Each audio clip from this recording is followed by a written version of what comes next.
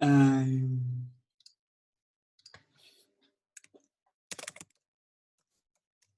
es que ustedes.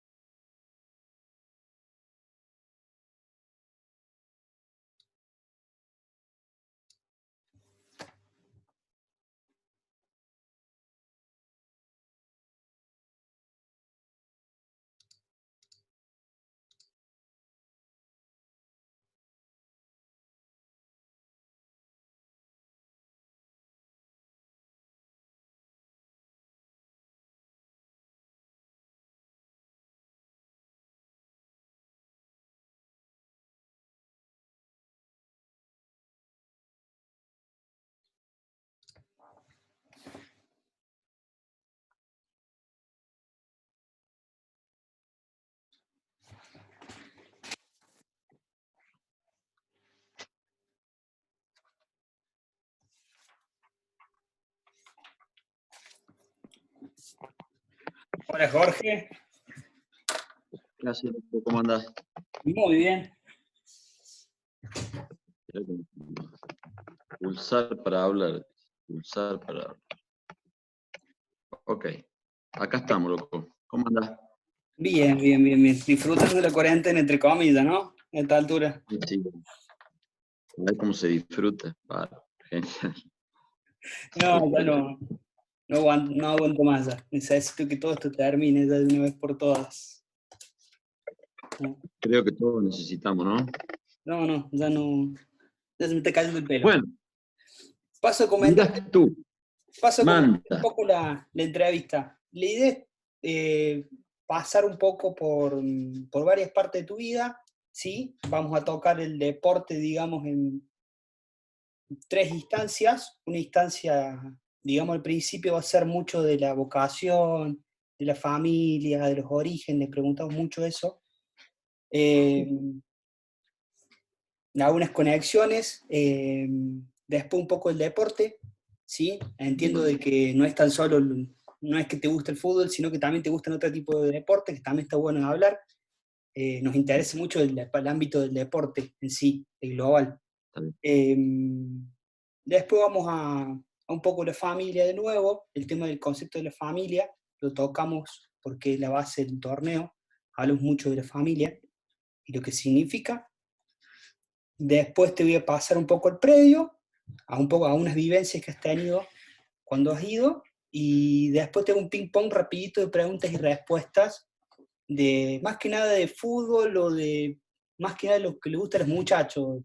Son preguntas simples y sencillas, tipo los ping-pong de Teis Sport, así, cortitos, y con eso, digamos, cerramos. ¿Hay algo que no debo preguntar? ¿Hay algo que no... que te No importa? hay problema. Preguntad lo que quiera nomás. Listo. Preguntad lo que quieras. De última, si hay algo que te diré, no, mira, prefiero eso no decirte, qué sé yo, no sé. Pero no hay problema. Como dice Coco Basile, no comen. No sé. No, qué sé yo, alguna cosa la privada por ahí que uno no tiene ganas de hablar o algo así, pero no es raro. Sí. Nada, preguntar lo que Y no te voy a preguntar, y no te voy a decir lo de caracúlico, que te lo han dicho todos en todas las entrevistas, y ya me parece que ya es muy redundante el vicio. Y yo creo que ya de por sí has cambiado muchísimo. Lo hablo desde mi profesión. Yo soy relacionista público y hago coaching, digamos, en la parte de comunicación y demás. Y de esto de la radio, a vos para mí te cambió. La última etapa en la Suquía, te cambió de una banda. No me preguntes. Sí, la radio cambia un poco porque te obliga a otras funciones, ¿cierto? Pero Es te cierto. ha cambiado mucho en eso. yo creo que con eso, digamos, vamos a pelotear. ¿Cuánto es el tiempo que tenés disponible? La idea es que no sean como las otras de 2 horas, pero... No, 2 horas es mucho, no, hasta una hora, sí, qué sé yo, son 3, hasta las 4:15, 4:20 puede ser. Perfecto, perfecto, perfecto, perfecto. Entonces, ahora cambien un poquito los nombres. Yo tengo el nombre de la fundación acá, lo vamos a cambiar.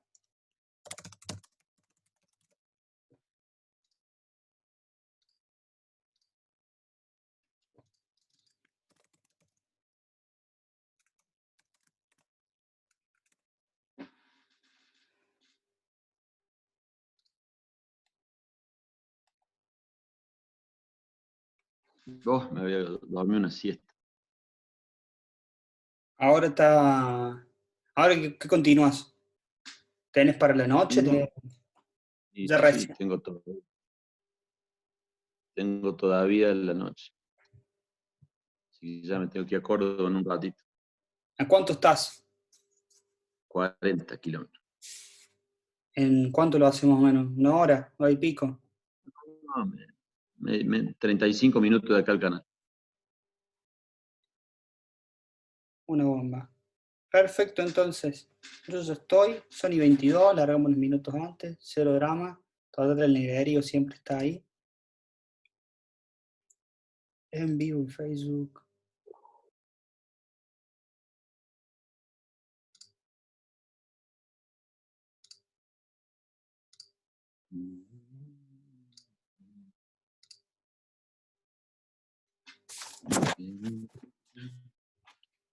Con el silencio del amanecer.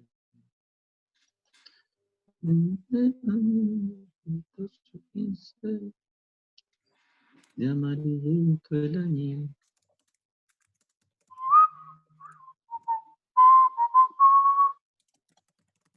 No parece sonreír. Estamos entonces, vamos transmitiendo nomás. Se prepara.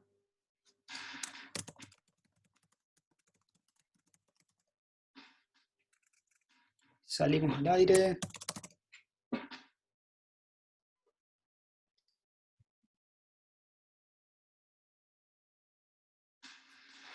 En teoría, creo que ya estaríamos al aire.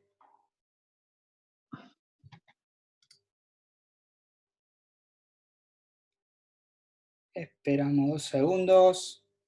A ver si estamos saliendo. Y ya estaríamos saliendo al aire. Bienvenidos a todos esta tarde. Esperamos 2 segundos. Estamos chequeando ahí toda la parte técnica. Hoy nos toca entrevistar a Jorge Cuadrado, que es una persona que nos ha acompañado mucho en este camino de este torneo. Ha estado en las primeras finales, en las primeras instancias y ha estado siempre acompañándonos. Así que siempre es un gustazo. Saludarte públicamente porque hace poco ha sido el Día del Periodista, el domingo, así que aprovechamos también la volada para saludarte. Bienvenido, Jorge. Es una charrita, un café medio virtual, vamos a hacer. Vamos a hablar un poquito de Sí, todo. como todo en esta vida, en estos tiempos. Todo virtual. ¿Cómo andás? Muy bien. La idea de esto es poder charlar un poco de los protagonistas un poco del torneo y a aquellos amigos que se acercan. Y empezamos siempre de lo más importante, que son con las conexiones con la familia y con el inicio, ¿sí? ¿Dónde nació Jorge Cuadrado? En Santa Rosa de Calamuchita. Toda mi familia, de mi papá y de mi mamá, de ahí mis abuelos vivían ahí. Bueno, en realidad originariamente ellos eran de otro lado, pero todos convergieron en Santa Rosa de Calamuchita y por cuestiones de comodidad y de eso, mi mamá me fue a tener ahí, a la casa de sus padres. En realidad mis viejos vivían en la zona de Entre Ríos en ese momento por un trabajo que tenía mi papá, y después yo ya era chiquito y nos fuimos a San Francisco, pero yo nací en Santa Rosa de Calamuchita. Y, digamos, tu infancia, tus primeros, digamos, años, ¿Los viviste en dónde? Eso en San Francisco. En San Francisco. Hasta los 8 años. Sí, 8 años cumplidos tenía, porque estaba yendo a tercer grado y un poquito antes de la mitad del año nos mudamos a Río Tercero. Así que toda la primera infancia, el jardín de infantes, los primeros años de la escuela lo hice. Digamos que ahí aprendí a leer y escribir. ¿Y cómo estaba compuesta la familia en esa?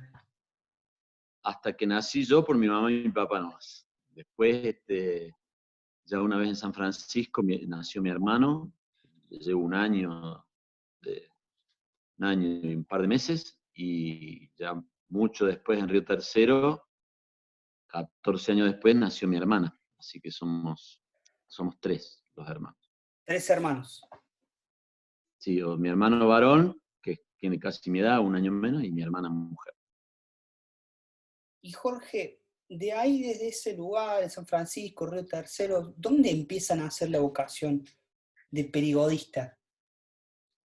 ¿Dónde comienza a No, verse? en realidad no estoy muy seguro, pero yo supongo que esas cosas se traen un poco de la cuna también, habrá algo en el ADN, no sé. Yo, lo primero que tendría que decir es que siempre fui una persona muy curiosa, muy de saber el porqué de las cosas. Como siempre preguntaba, ¿y por qué? ¿Y por qué? ¿Y por qué? Y a todo, es como que no me podías dejar vos. Los chicos no pueden tomar café. ¿Por qué? O sea, yo quería saber por qué no podía tomar café. Quizá ahí empezó todo. en esa, en esa que no me dejaban tomar café. Me acuerdo cuando era chico. Los chicos no toman café. Todavía hasta el día de hoy no lo entiendo. Pero bueno, ahí empezó. Después en Río Tercero, ya de más grande, a mí me gustaba mucho el fútbol, y en esa época no había, acordate, no había computadora, nada, ¿no? Y entonces yo llevaba las estadísticas de los campeonatos de fútbol en un cuaderno.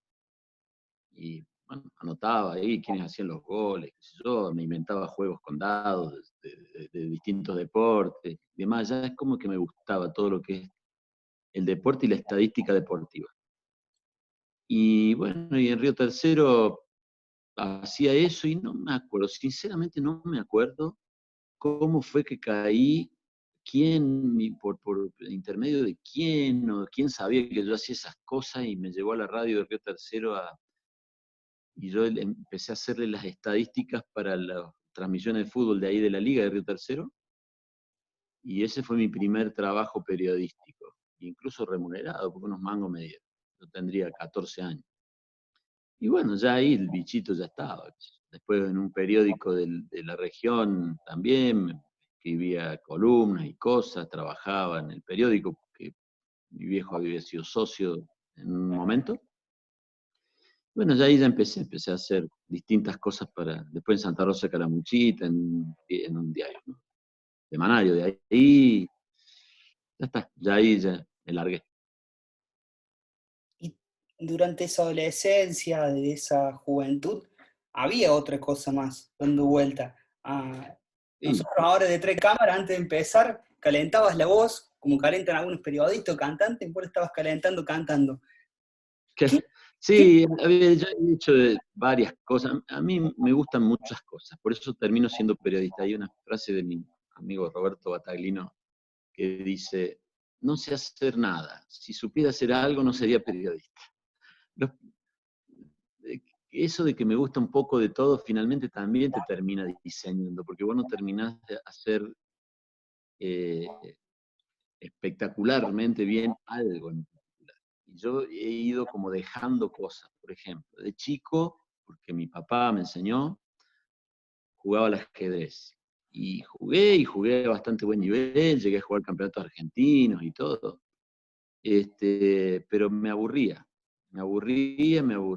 Y, y dejé de jugar al ajedrez, así, digamos, como oficialmente, campeonato y demás, nunca dejé de jugar, digamos, pero sí oficialmente, por el básquet, porque yo vivía, bueno, en realidad ya en San Francisco vivía cerca del Cruz San Isidro y en Río Tercero a media cuadra del 9 de julio, o sea que me quedaba la cancha de básquet ahí cerca y empecé a jugar, y también empecé a jugar de chiquito Y entonces empecé a jugar al básquet y dejé el ajedrez, lo fui dejando.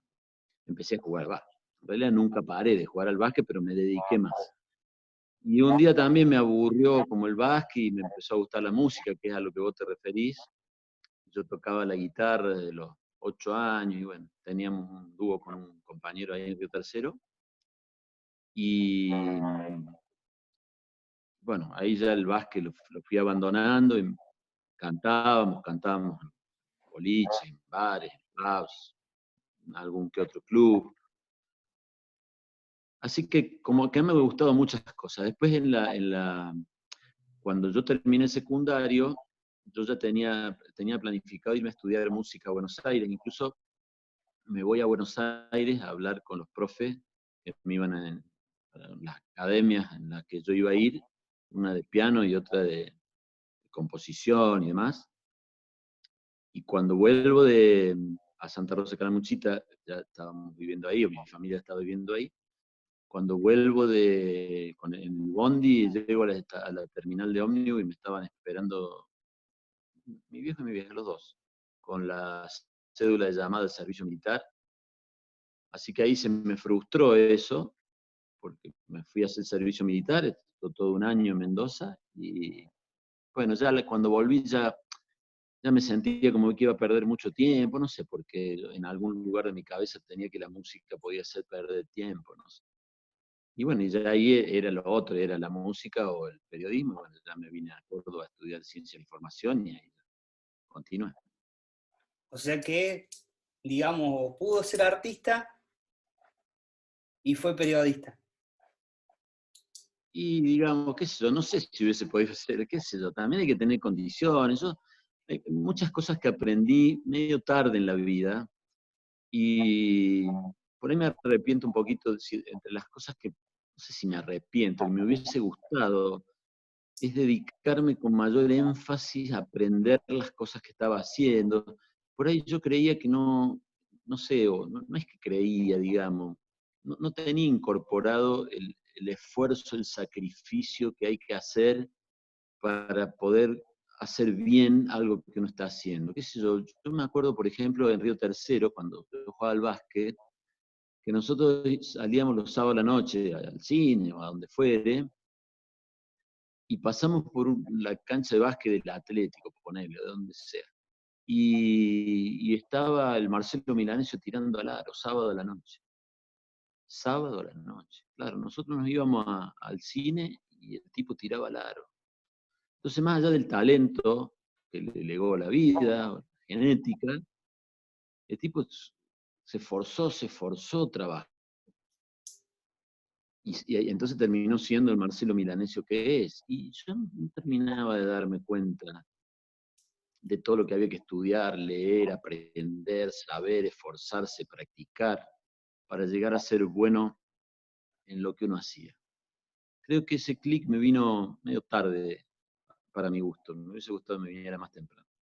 Pero yo pienso de que esta beta artística o esta beta, digamos, fuera del periodismo, tuvo su reconocimiento. La obra Romagosa tuvo su Sí. reconocimiento de alguna manera en tu fase de escritura. Bueno, sí, bueno, puede ser, sí, yo eso no solo no lo niego, sino que me ha gustado mucho toda esa etapa, pero yo ya ahí ya era grandecito, ya a esa altura del partido tenía 40 y, y trabajé, por eso te digo, con un ahínco, con una dedicación, me puse a estudiar, a leer, a aprender.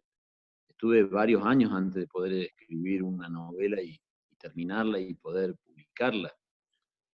Pero por eso te decía, eso ya me vino cuando yo ya terminé de entender lo mucho que había que esforzarse. Yo creo que hay un problema que no sé por qué en mi época de estudiante secundario, o quizás primario también, estaba el tema de en ese momento no se decía los nerds, se decía los traga. Hoy se dice los ñoños, creo, no sé cómo. Entonces era como medio descalificado aquel tipo que estudiaba mucho. Entonces no era lo mismo, en cambio los otros, los que no estudiaban pero se sacaban buenas notas, eran los bochos. Y a todo el mundo le gustaba hacer o una torre Antón o un bocho. Y después estaba el punto, eso me marcó bastante, creo yo, de no querer ser considerado traga para que no me hicieran bullying o esas cosas. Creo que eso me marcó. En realidad nunca me hicieron bullying porque yo nunca fui un aplicado a los estudios, pero quizá por eso también. Y después ese tema de que estaba mal considerado estudiar las cosas de memoria, se decía. Ese estudió de memoria. Entonces, aquel tipo que memorizaba nombres, fechas y todo eso no era un buen estudiante a consideración de sus pares, ¿no?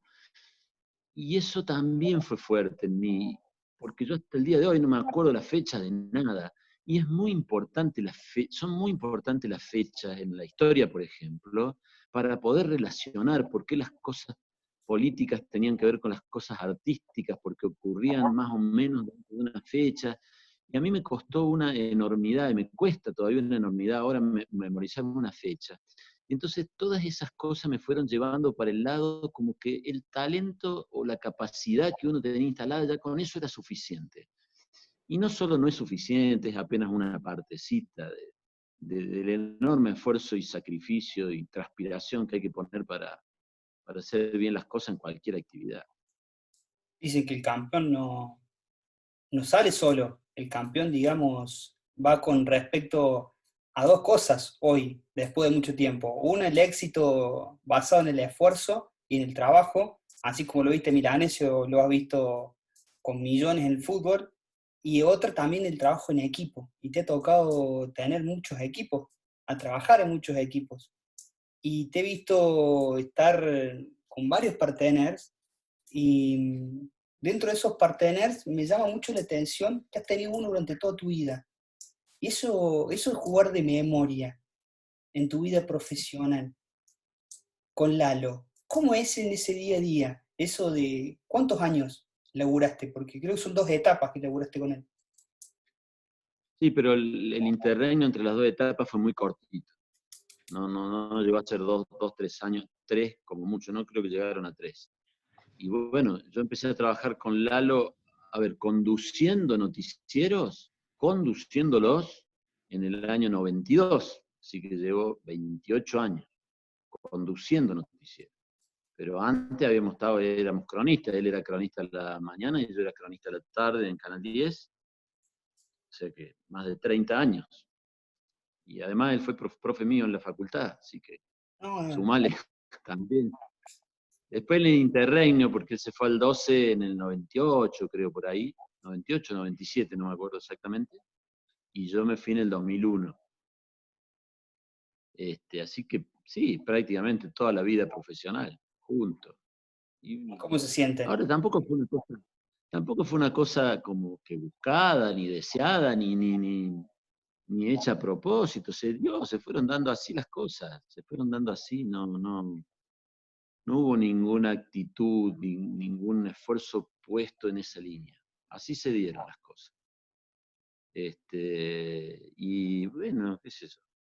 Como que ya estamos acostumbrados, digamos, no lo vivimos como nada en particular. Estamos acostumbrados ya más o menos. Cada quien sabe cómo se va a comportar el otro y también un poco que cada uno se recuesta en el otro las veces que hacen falta y sabe dónde recostarse, qué sé yo, es como vos dijiste, como que nos conocemos de memoria y jugamos así. No sé si está tan bueno eso, porque a veces eso te hace relajar un poco, ¿no?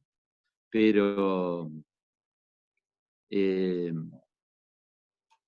no sé, es una circunstancia, cada vez que me la preguntan, rara de responder, porque yo no estoy tan seguro de que la cantidad de años que lleva uno junto con el otro lo haga mejores o peores o lo que fuere. Simplemente los hace ser compañeros del laburo y en el caso nuestro en particular, que no creo que hayamos peleado una sola vez. Gracias a él, porque tiene por el carácter de él, no por el mío.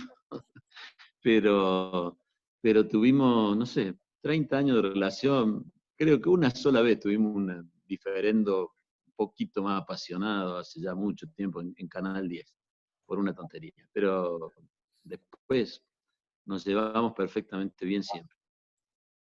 Acá los muchachos siempre preguntan lo mismo y es con respecto al barrio. ¿En qué Mm. barrio, de qué barrio es uno, en qué barrio está, dónde se siente identificado? ¿Dónde estás ahora, Jorge? ¿En No, dónde? yo ahora estoy en mi casa acá en las sierras chicas. Desde antes de la cuarentena, eh, yo me vine acá, había empezado las vacaciones, me vine a esta casa que hicimos porque creíamos que alguna vez nos íbamos a venir a vivir acá, y nos fuimos de vacaciones y a la vuelta ya nos agarró todas las cuarentenas y demás, y ya me quedé acá y ya estamos acá desde mediados de febrero, pero yo va, no sé si vivo y vivía en Córdoba, en la zona de Bajo Palermo. Y en eso también hay una cosa con Lalo, es muy notoria, porque él tiene unos años más que yo, y, y es como que yo fui siguiendo muchas cosas que a él le fueron pasando. Por ejemplo, me acuerdo que él tenía un Duna S y yo estaba pata. Y después con el tiempo yo me compré un Duna S. Y después lo cambió por un Renault y al tiempo yo lo cambié por un Renault. Y después él vivía en una casa chiquita, chica, qué sé yo, modesta, de Bajo Palermo, y yo me fui, alquilé una casa en Bajo Palermo. Y después él compró una casa más linda en el barrio, ahí cerca, ya en Las Rosas, y con el tiempo yo hice lo mismo. O sea que es como que nos fuimos siguiendo los pasos, o yo le fui siguiendo los pasos. Eso es otra cosa muy curiosa también de la vida. Me acordé por lo que dijiste del barrio. Y ahora él está en Urca, digamos, bueno, está del otro lado de la Sagrada Familia. Yo vivo sería Las Rosas, que es una franjita al costado de Bajo Palermo, contra el río. Me decías que estás ahí, te agarró la cuarentena. ¿Cómo es la familia hoy de Jorge? Mi, ¿Cómo, mi cómo está mujer y yo, compuesta esa familia? mi hijo vive, ahora está en Córdoba, y hasta antes de la cuarentena vivíamos juntos los tres. Mi hijo tiene 28 años, ya es ingeniero en sistemas, ya es una persona absolutamente autónoma. No siguió los pasos. No, y en cierto modo me alegro también. Qué sé yo. Está mal también decir que uno se alegra por eso, pero me gusta que él que todo lo que ha conseguido en la vida lo haya conseguido por su propio esfuerzo. No porque yo no haya querido ayudarlo, ni mucho menos, al contrario, porque él entendió que él quería ganarse su pan, digamos, ser lo que era con su esfuerzo y demás, y bueno, eso está bueno, y la verdad que por lo que viene haciendo es un enorme orgullo para mí. Y hablando de hacer, te he visto mucho ahí en las redes, te he seguido. Has replicado de alguna manera un poquito más en terrenos agrestes, porque estás ahí en medio de las sierras, lo que está haciendo Javi Rosenberg. Estás en modo cocina y te he visto que estás incursionando, estás metiendo, y nosotros tenemos un cocinero fuerte que hay que competirle. Me gustaría hacer un desafío, lo comprometo ahí al, al señor Gustavo Coasolo, alias el Gusti, que es, mira, me gustaría ponerlos a prueba los dos a ver cuál está más picante. Yo te he visto tirar puerro y otras cosas, pero mire que Gusti hay que ganarle, ¿eh? Porque tiene una Yo mano. no tengo.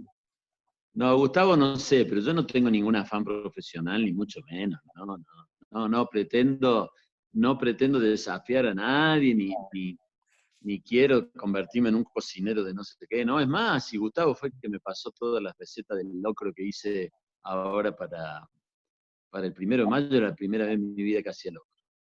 No, no, no, me gusta la cocina porque también es desestresante, y porque uno cuando cocina no hace otra cosa que pensar en eso, digamos, y te limpia la cabeza. Me encanta eso.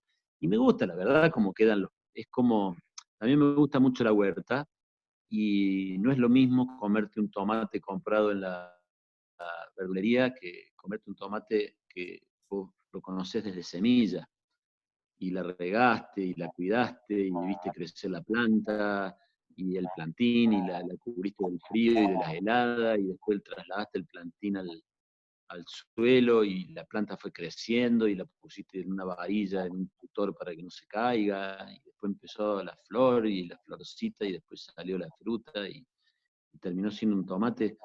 Y la verdad que todo ese proceso que uno disfruta, finalmente tan agradable cuando vos después haces una ensalada que tiene ese tomate, que es incomparable, ¿viste? Es incomparable.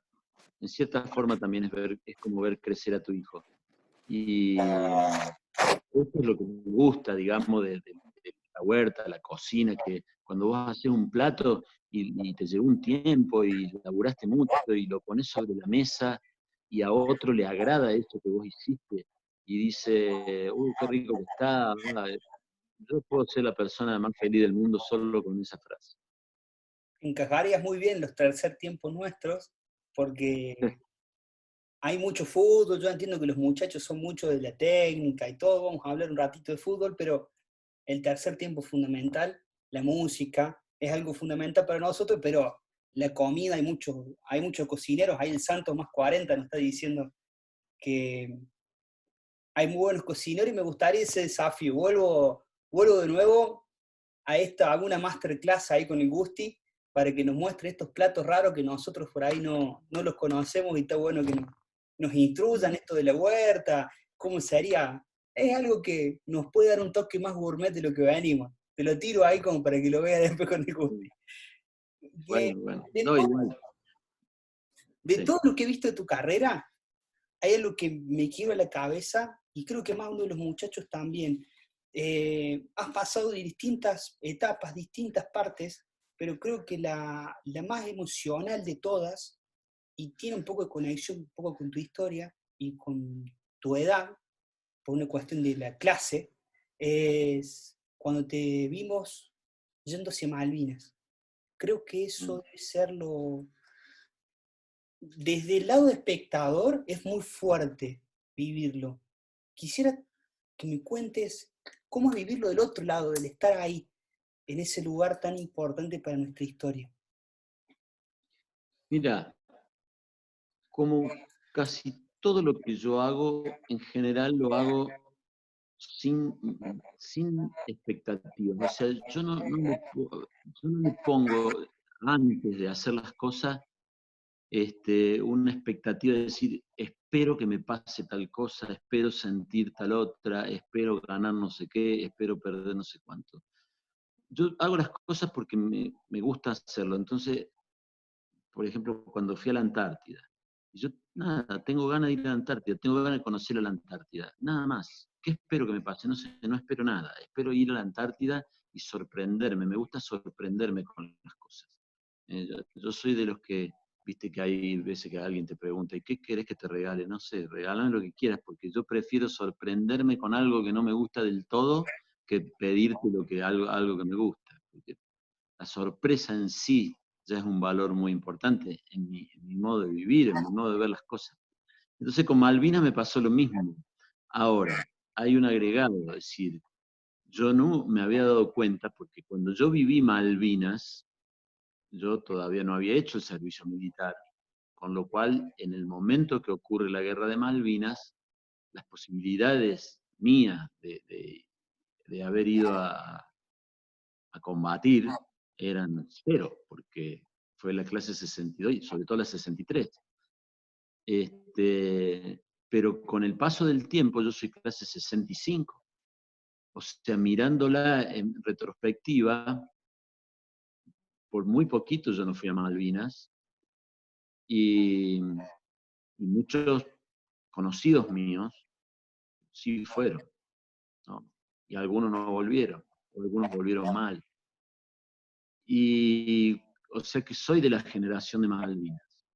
Y eso pesó mucho. Yo no pensé que iba a pesar tanto. Yo insisto, para mí Malvinas era algo que pasó fuera de mi alcance.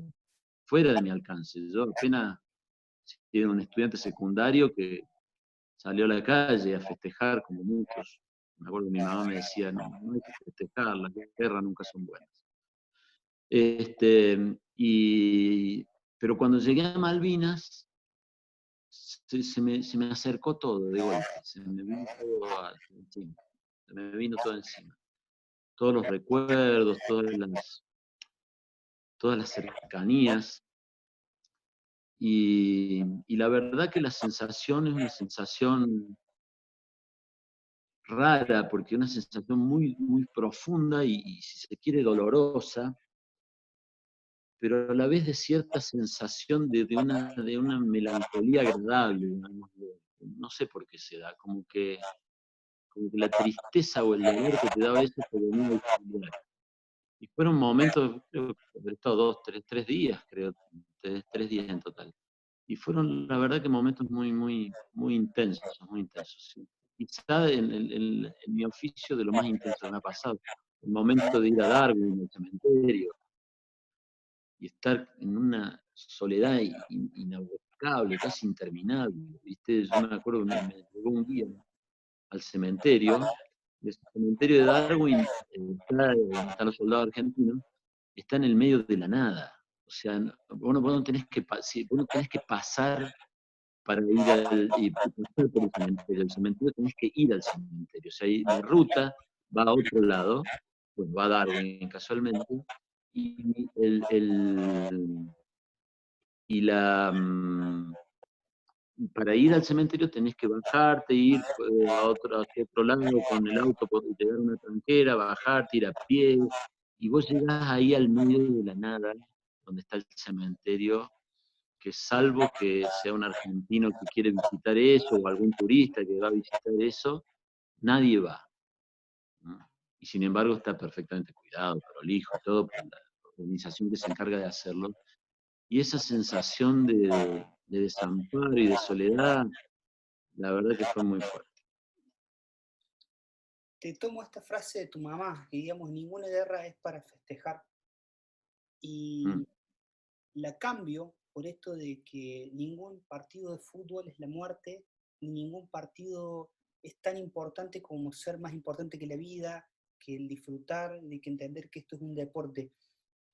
Y un día te vi llegando a una de las finales, jugaba un partido que estaba el pasaje Colnelola, ¿sí? Con los muchachos de la banda, y digamos, había un montón de gente, habían caído como 5 colectivos, fue un momento bastante importante en nuestra historia, la cantidad de gente que se veía una final con muchísima pasión, y de repente vos te sentaste y viste y te llamó muchísimo la atención con esto de ver esa final, y después lo comentaste también en el noticiero al día siguiente, bueno, los 2 días, de cómo lo viviste. Por ahí hay muchos prejuicios, que el fútbol, que una final, que puede haber violencia y demás, y fue una fiesta.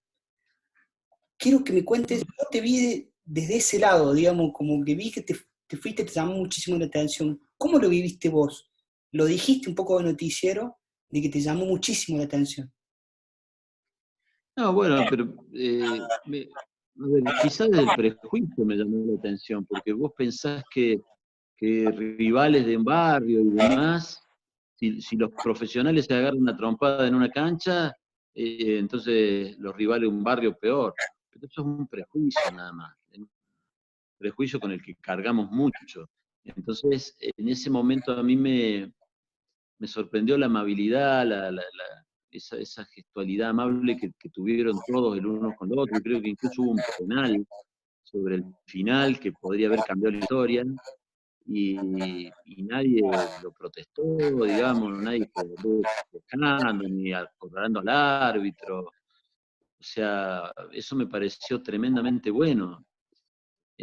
A ver, no solo por el hecho de que está claro que el deporte no es una guerra, ni mucho menos, sino porque muchas veces se juega en el fútbol del fin de semana, muchas veces se juegan las frustraciones de la semana, a veces sin darse cuenta. Entonces uno lleva a la cancha toda esa carga, ¿viste?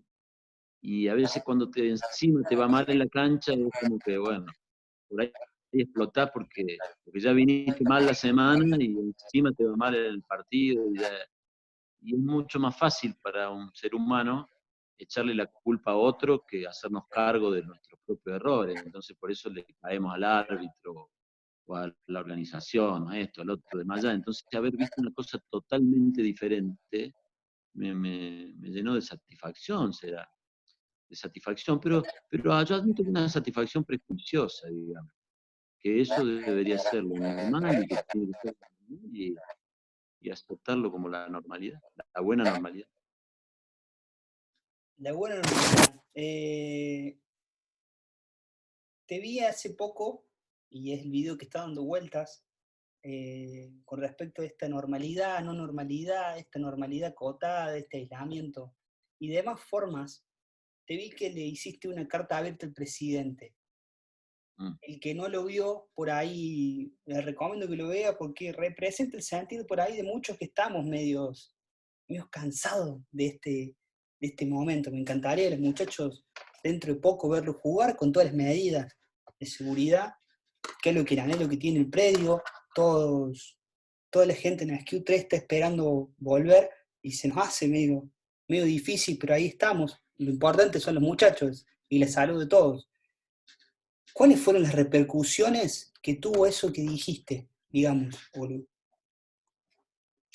Sí, bueno, yo quiero ahí hay que señalar una cosa. Primero que una carta abierta a un presidente no es que yo le mandé una carta al presidente, es un recurso literario, así como lo es una entrevista, o un recurso periodístico en este caso, literario. Igual que es una entrevista, que es una crónica, o lo que fuere, digamos. Es una carta abierta, es un modo de escribir, digamos, pero no porque tuviera yo la intención de mandarle una carta al presidente. Digamos. Las cartas abiertas son un recurso técnico que se usa en el periodismo. Por un lado eso. Y por otro lado también dependía mucho, como todo en la vida, pero particularmente ahora en medio, porque cuando vos hablas de la cuarentena y de la epidemia y de la pandemia y de todo eso, estás hablando de algo que nos está pasando a todos, en el que todos somos protagonistas. Si yo cuento un partido de fútbol, yo cuento una cosa que jugaron 22 personas, y de última que disfrutaron los hinchas que fueron a la cancha, los que lo vieron por televisión, pero hay un montón de gente que no se enteró, que no sabía, que no fue parte de ese asunto, como casi todas las otras cosas. En cambio, en esto estamos hablando de algo de que somos parte todos. Entonces, todo el mundo tiene una posición más o menos tomada al respecto, más o menos firme, o más o menos pensada o masticada. Entonces también depende mucho, yendo a las repercusiones, como me preguntas, de cómo lo toma cada uno. O sea, muchos me dijeron, vos por ejemplo, señalás que nosotros los que estamos cansados o de lo que está pasando. Bueno, yo que también estoy un poco cansado, pero no lo escribí con ese ánimo. Pero hay gente que lo lee con ese ánimo y otra gente que lo lee con otro ánimo, y después que yo, por ejemplo, partidarios del gobierno, muchos partidarios del gobierno sintieron que era una crítica hacia el presidente, y la verdad que yo tampoco lo sentí como una crítica al presidente. Yo lo que marco ahí, a mi modo de ver, es lo que para mí es un error conceptual del presidente y de mucha gente, de comparar salud de enfrentar salud con economía, y acá no es salud con economía. ¿Qué sé yo? El otro día hay el actor Mazzarella que cuenta que el padre murió porque la gente en el hospital le dijo que se fuera él, que no lo fuera a ver más, porque las normas de la cuarentena así lo decían, y el padre, de que él no fue más a asistirlo, a trabajar con él, empezó a deteriorarse hasta que murió.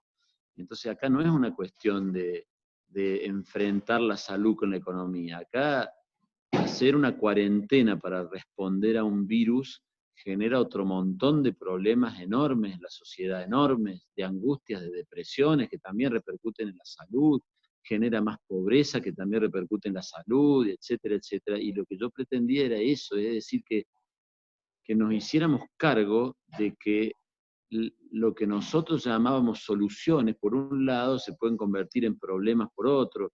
A eso iba, pero no tenía ningún ánimo ni de echar leña al fuego, ni de comprar la voluntad de nadie en particular, pero bueno, y fue leída de muchas formas, pero las repercusiones fueron muy grandes. Creo que de todos mis trabajos periodísticos, probablemente el que mayor repercusión ha tenido, o al menos lo que pasa es que ahora vos la podés notar a eso, lo podés ver con las redes, quizá el trabajo que yo hacía 20 años atrás también tenía mucha repercusión, pero lo notabas menos porque te volvía menos. Acá te escriben por WhatsApp, por Instagram, en las redes del canal, de la radio, y la verdad que tuvo mucha repercusión. Y de este lado agradecerte, digamos, el aguante que has tenido con el fútbol, con entender que el deporte es salud, y agradecerte en nombre de toda la familia de SQ3. Y en esa misma instancia te vas a someter a la última parte de esto, que es el rústico, porque yo de lírico no tengo nada.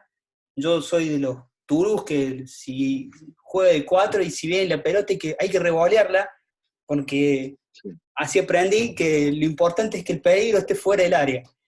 Y versus Jorge Cuadrado, son preguntas cortitas y al pie, donde te voy a tratar de definir un poco, va a ir mucho sobre el fútbol, vamos a echar con otras cosas, pero vamos a definir todo y en este país tan futbolero, tan pasional, tan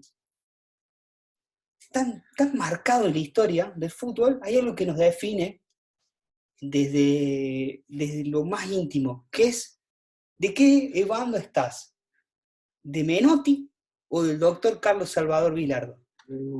Mira la pregunta, vos sé que esa pregunta que la he visto preguntar varias veces, nunca me la habían hecho personalmente, y yo siempre decía, yo no sé cómo respondería eso. Porque, a ver, si fuera por el fútbol que juegan los equipos de uno y otro, te diría Menotti. Pero no me termina de caer muy simpático Menotti en sí. Pero Menotti. Menotti, Menotti en honor al fútbol que practicaban los equipos que él dirigía. sos competitivo, no me lo desprecies al doctor, no me lo desprecies al doctor, sos competitivo. No, no lo desprecio, soy competitivo, sí, pero no, yo no disfruto. Mira, por ejemplo, en el ajedrez. En el ajedrez yo sé defenderme mejor de lo que sé atacar. He aprendido más a ser más bilardista, llamémosle, ¿no? Pero a mí no me gusta jugar así, no me gusta ganar los partidos defendiéndome, me gusta ganar atacando. Y la verdad que me defiendo mejor, con lo cual gano más defendiéndome que atacando. Así son las cosas. Sé que sos un buen espectador de fútbol y quería sacarme la duda, es tu duda casi personal. ¿Sos más de ver el fútbol argentino o te explorás un poquito más al viejo continente, ves algo de lo europeo? ¿Cuál te gusta más de los dos bandos? No, como dos cosas.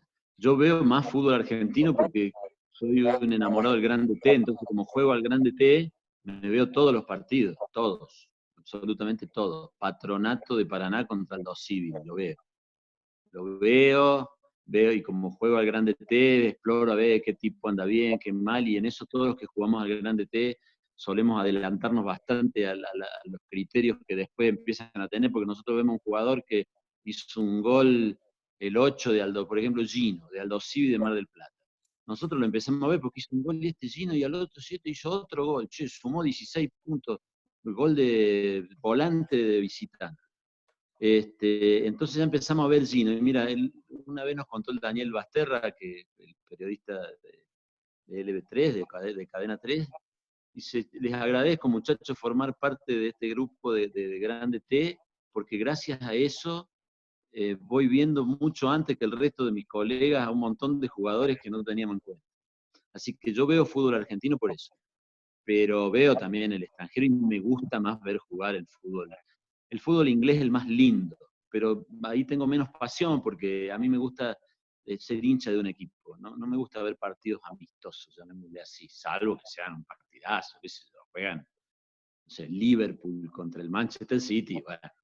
Pero me gusta ponerme a hacer barra por uno de los equipos que juega. Entonces, por supuesto que veo al Barcelona porque a Messi siempre lo he visto, siempre, no me perdí un solo partido. Así que sí veo el fútbol, sobre todo el español, el inglés también, que me parece el mejor jugado, el más lindo, el más prolijito. ¿Sos hincha de? Se cortó. Estamos vivos. Yo te Ahora estoy sí, viendo no bien. se me había cortado. ¿Sos hincha de? De Boca, ¿Y de acá en Boca. Córdoba? No, de Boca, de Boca. En Córdoba, Deportivo Belgrano de San Francisco, porque, nada, porque vivía allí mis primeras épocas y al verde de Barrio Alberiones lo llevo desde la infancia. Pero yo soy hincha de Boca, soy básicamente hincha de Boca. No, por Córdoba no tengo no una predilección, tengo una antipatía por un equipo de Córdoba, no voy a decir, pero no tengo predilección. Quizá la Gloria es la que, de los equipos de la ciudad, que más me llega, que eso, porque siempre tuve era de los tres, cuando yo era chico, Racing de Córdoba todavía no había aparecido en aquel momento, de los tres que jugaban a veces en la AFA, era el más débil, el más chico, y bueno, y lo tenía Kempes, Ardile y a eso, entonces como que le tengo un cariño especial, y después, bueno, ahora mi cuñado, el hermano de mi mujer, que es fana de Instituto y demás, y por todo eso le tengo un poco más de cariño a Instituto, pero, pero soy hincha de Boca, de Boca. ¿Cuál es el mejor partido que has visto? ¿Qué has dicho? Este partido, si lo pudiera haber grabado en un cassette, en un DVD, o tenerlo en el disco duro de la compu, porque fue lo más impresionante que vi en mi vida. Hay un partido que Francia-Alemania, me parece que en el Mundial del 90, che, porque no sé si le permitió a Alemania pasar a la final. Vos sé que se me fue en el 90 o en el 86, pero casi seguro que en el 82. Mira, estoy confundido. Que termina un partidazo, terminaron 3-3, 1-1, y después 3-3 en el suplementario, y después fueron a penales. Fue un partidazo, realmente un partidazo. Después otro partido muy bueno fue Italia-Brasil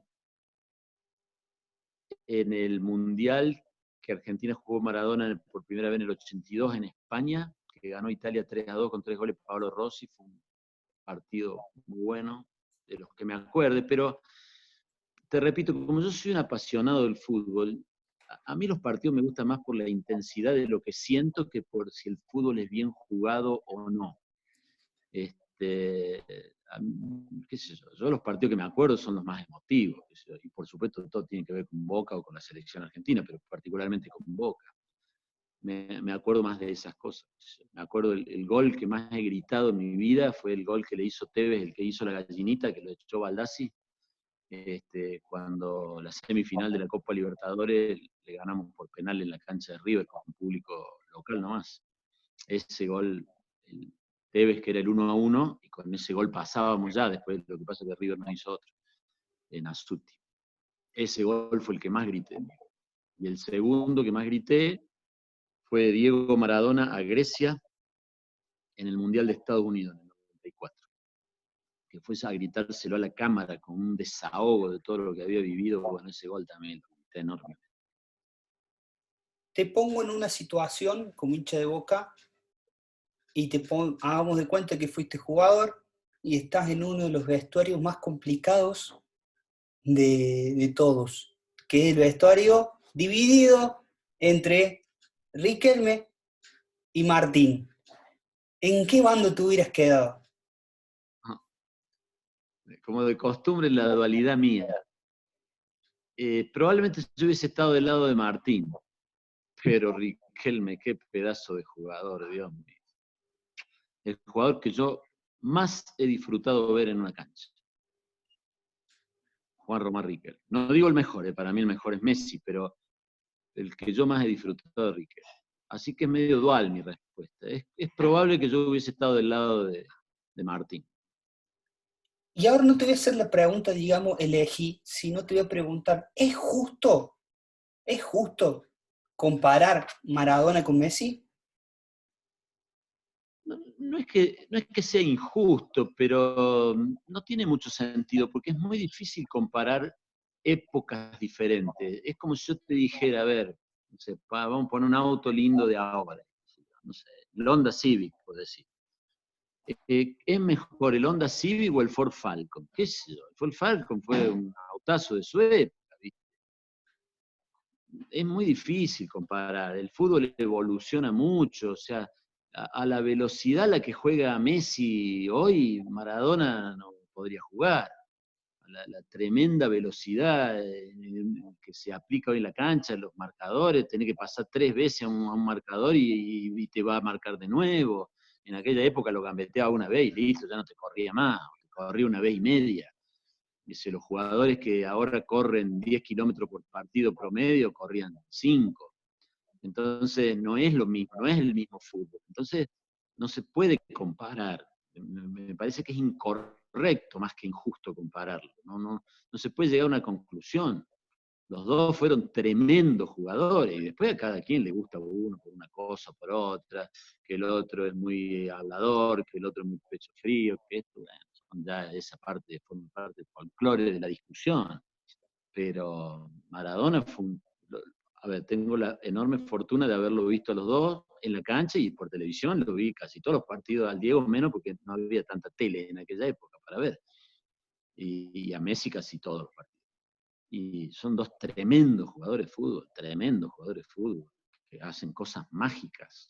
Pasa que por ahí Messi lo hace todo más simple, más parece que fuera fácil cómo lo resuelve Messi.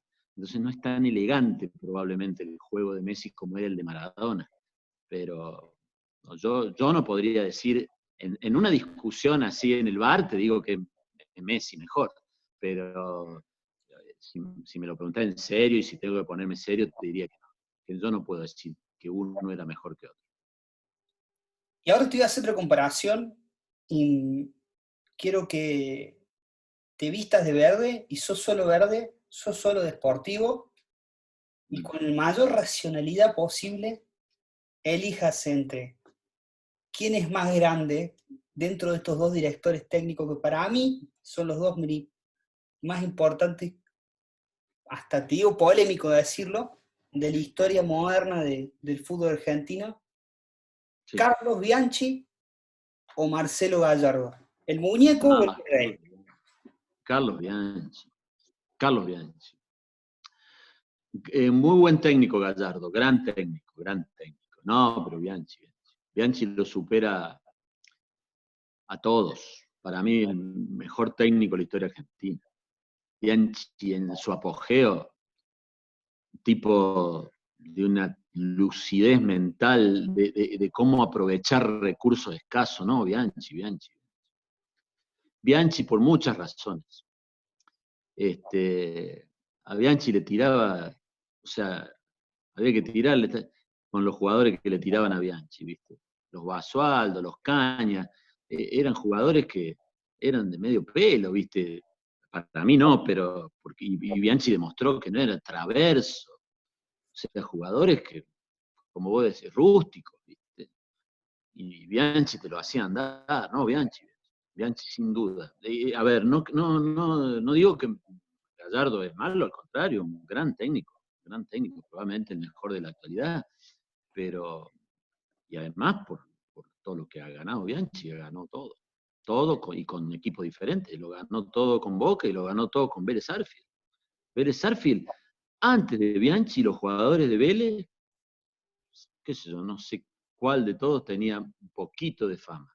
Y después de Bianchi fueron famosos con Bianchi y después dejaron de serlo todo. El Turco Asá, el Flores, Cristian Baceda, creo que fue el que mejoró algo después de Bianchi, pero Trota fue campeón. Trota jugó en la Roma después, sí, pero Capitán del mundo. ¿Eh? Trota en teoría fue el capitán de Vélez cuando salen campeón del mundo. Por eso. Trota y después jugó en la Roma también digamos, y tuvo alguna famita fuera del equipo de Bianchi, pero lo hizo famoso Bianchi a todos. No. Bianchi fue el gran técnico de la historia argentina, a mi modo de ver.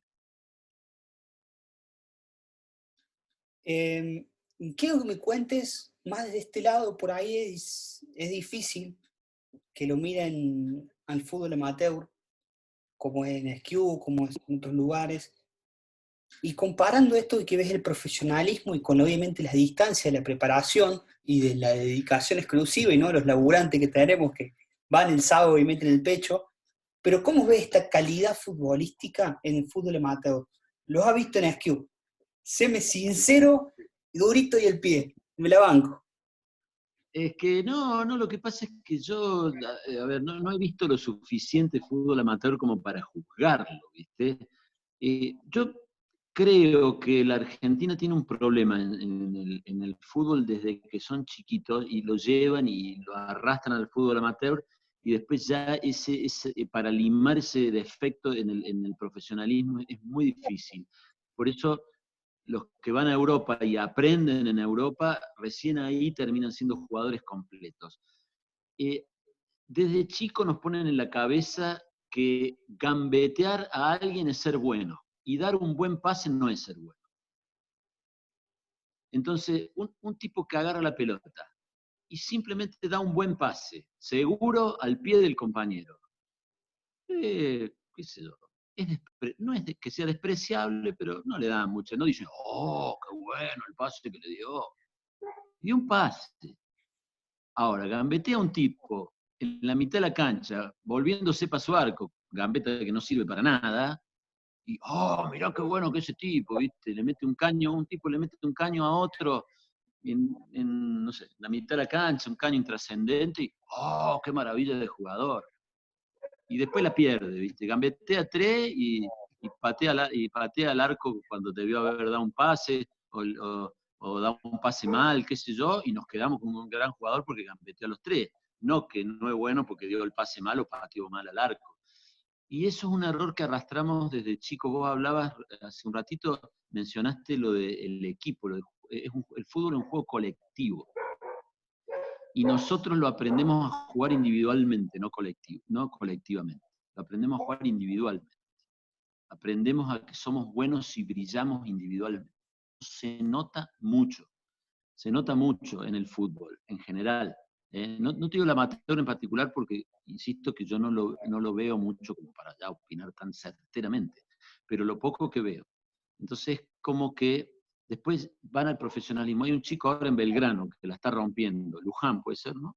Sí, Luján es el sí, Nahuel. apellido. Bueno, Nahuel Luján. Nahuel, sí. La rompe. Es medio comilón.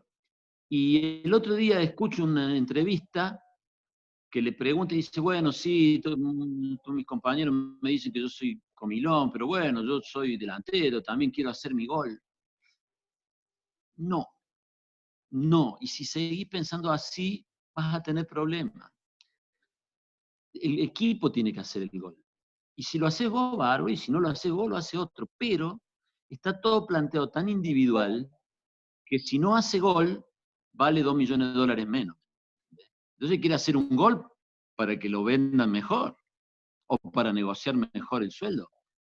Y hay algo ahí que está mal, digamos, que hace que si el equipo funciona mal, también vas a valer $2 millones menos, pero no se termina de entender.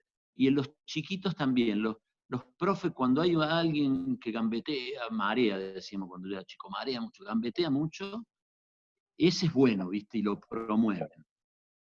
Y por ahí hay otro que es cerebral, que se sabe ubicar en la cancha, que se sabe parar, que, que no necesita andar haciendo alarde de que juega bien para ser solvente y eficaz, y se lo tiene poco en cuenta.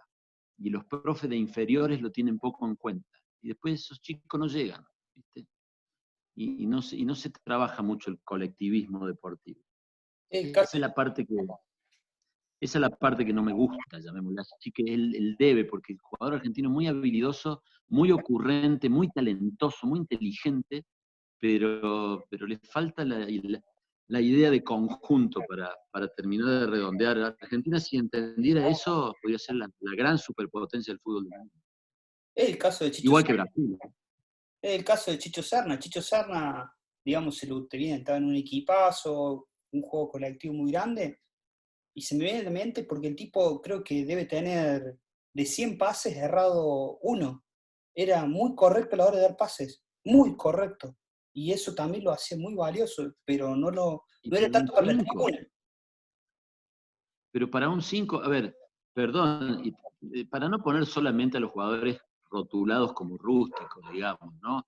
Riquelme, Márcico, o sea, Riquelme y Márcico, está bien, no fueron Maradona y Messi, ¿no? Pero Riquelme se le acercó bastante, y Márcico poco menos, pero no perdían una pelota, no perdían una pelota. Entonces no andaban gambeteando al dope por ahí. Gambeteaban cuando tenían que gambetear, porque no les quedaba otra, porque era el mejor recurso. Y si no, y si había que dar pase para atrás, y daban pase para atrás. Ahora, no daban pase para atrás siempre. La primera idea era ir para adelante. Pero si veías que para adelante no se podía, y bueno, dábamos vuelta y volvimos a empezar la jugada. Y Riquelme y Márcico no te perdían una pelota. Eran realmente una delicia ver jugar, porque cuando se la daban a ellos, respiraba, ¿viste? Y decía, listo, ya ahora la vamos, al menos no la vamos a perder. Y eso porque tenían una idea de juego de conjunto, llegaron con una idea de juego de conjunto, los dos, a primera división. Y eso es tremendamente valorable. Hay jugadores que son así, pero son los menos. ¿Qué es lo que más te apasiona el fútbol? Porque veo que ya no, podríamos dar 2 horas más. ¿Qué es lo que más te apasiona el fútbol? No, no sé, la verdad que no sabría definirlo, pero es un deporte que es un arte a mi modo de ver también. O sea, yo lo veo jugar a Messi, es un artista, un pintor, un escultor, hace una obra de arte cada vez que agarra la pelota. Yo lo veo también desde ese lugar, porque te permiten las dos cosas, te permite disfrutar del arte, de la belleza, de la creatividad humana, y te permite disfrutar de la pasión de ganar o perder, las dos cosas. Entonces, esa conjunción de cosas es la que lo hace, a mi modo de ver, único desde el lugar que nos toca. Quizá los norteamericanos no lo ven así, o lo vean más eso en el fútbol americano o en otro deporte. Pero yo lo veo desde ese lugar. A mí, ¿quién fue? Si con Messi fue que alguien, un artista, no fue Messi, pero no importa qué fue. La anécdota es que un gran jugador de fútbol le dice a un gran pintor que lo admiraba por las obras, que dice, no, dice, yo lo admiro a usted, pero si yo lo único que juego al fútbol, claro, dice, es como si yo pintara con gente que me agarra el brazo, me tira las pinturas, me patea el cuadro, el lienzo. O sea, el pintor o el cantante no tiene nadie que lo obstaculice en su tarea. El jugador de fútbol tiene que crear, tiene que jugar en medio de patadas, zancadillas, tipo que lo corren, le agarren la camiseta, lo escupen. Hay que ser bueno con eso al lado, ¿no? Entonces, esa capacidad que tienen los futbolistas de sobreponerse a ese tipo de obstáculo que le presenta la vida es fantástico. Y de lo fantástico, terminaste haciendo una vida con periodismo, con Mm. comunicar, con conectarte con la gente, y por eso te conocen tantas personas, pero independientemente de eso hay esa vocación, que fue donde arrancamos. ¿Qué es lo que más te apasiona de tu profesión? Bueno, más que apasionarme, me motiva,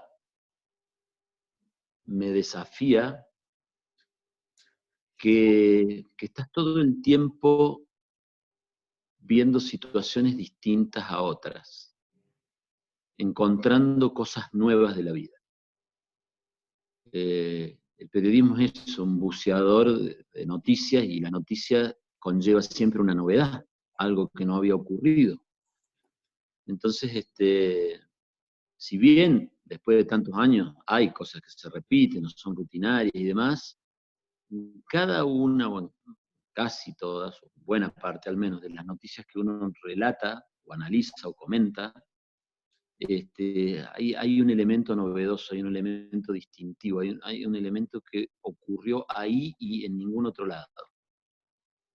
Y esa característica despierta lo que es innato en mí, que yo te lo comentaba al principio, que es la curiosidad, el preguntar qué y por qué. Entonces, eso es un desafío que me brinda el periodismo, y es quizá el elemento por el cual muchos le dicen que es el oficio más lindo del mundo, digamos, porque creo que debe ser el oficio menos rutinario que hay. No sé si hay otro. La política quizá, pero el hecho de poder escaparle a la rutina dentro de la misma rutina. Eso está bueno. Y una pregunta que a veces es muy difícil contestarla. ¿Quién es Jorge Cuadrado? Uy, se me cortó o escuché un ruido y no entendí al principio. ¿Quién es Jorge Cuadrado? ¿Quién es Jorge Cuadrado? No, nada. Ya el solo hecho de responder esa pregunta me da una sensación de ponerme yo en un lugar de vanidad que no quiero ponerme. O sea, soy una persona que tiene un trabajo, digamos.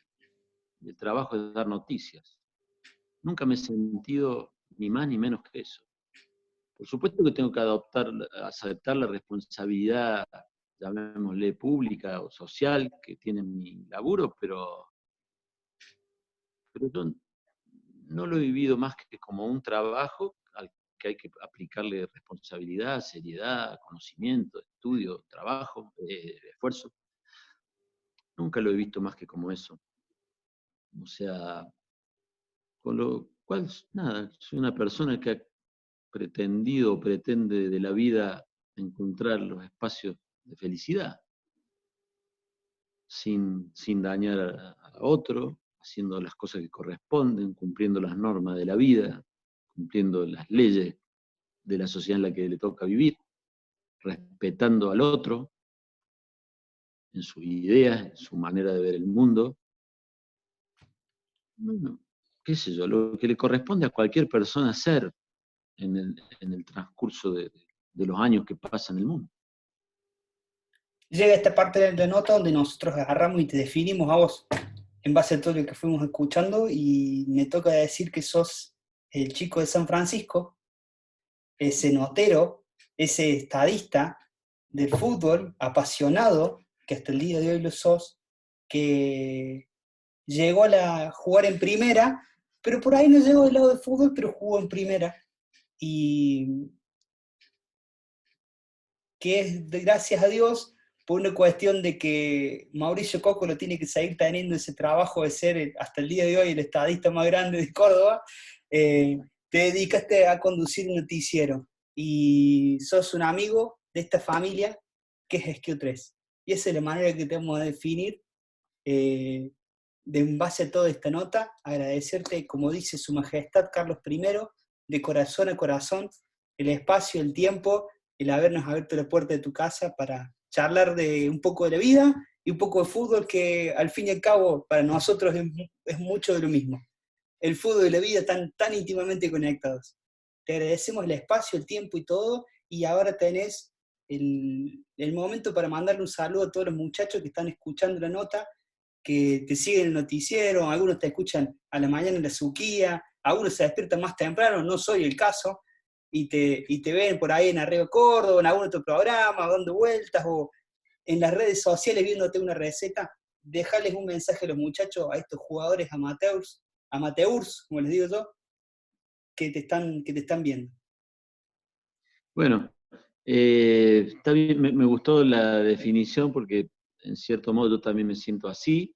Solo haría una mínima corrección, que yo me siento más de Río Tercero que de San Francisco, porque he vivido parte de mi niñez y toda mi adolescencia en Río Tercero, y mis recuerdos más entrañables están más ahí. Los de San Francisco son todavía más pequeños, pero hecha esas, de cuando yo era más chico. Pero hecha esa salvedad, digamos, comparto lo que dijiste y me gusta esa definición.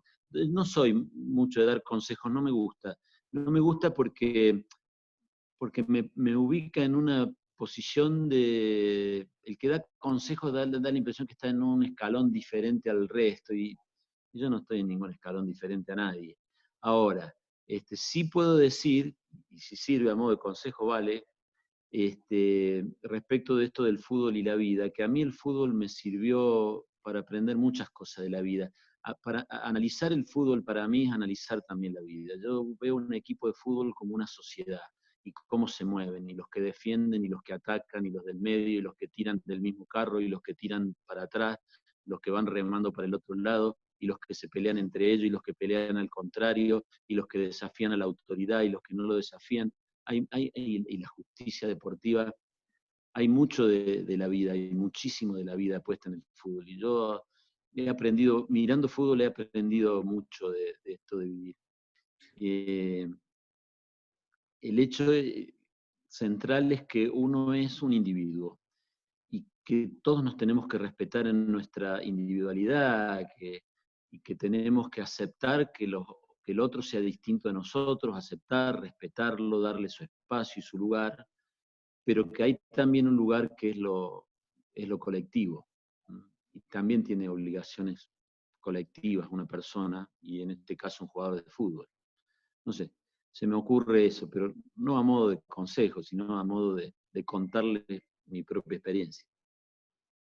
Muchísimas gracias, Jorge. Muchísimas gracias a todos los que nos han escuchado y los que nos van a seguir escuchando porque sigue dando vueltas. Gracias a todos y nos veremos pronto. Y te esperamos para que hagas esos juegos místicos con la comida como hace el Gusti. Te esperamos en el predio cuando todo esto pase. Muchísimas Dale, gracias. gracias a ustedes. Y ojalá se descuarentenice la sociedad pronto, así volvemos a hacer lo que hacíamos. Muchas gracias. Nos vemos pronto. Saludos a todos.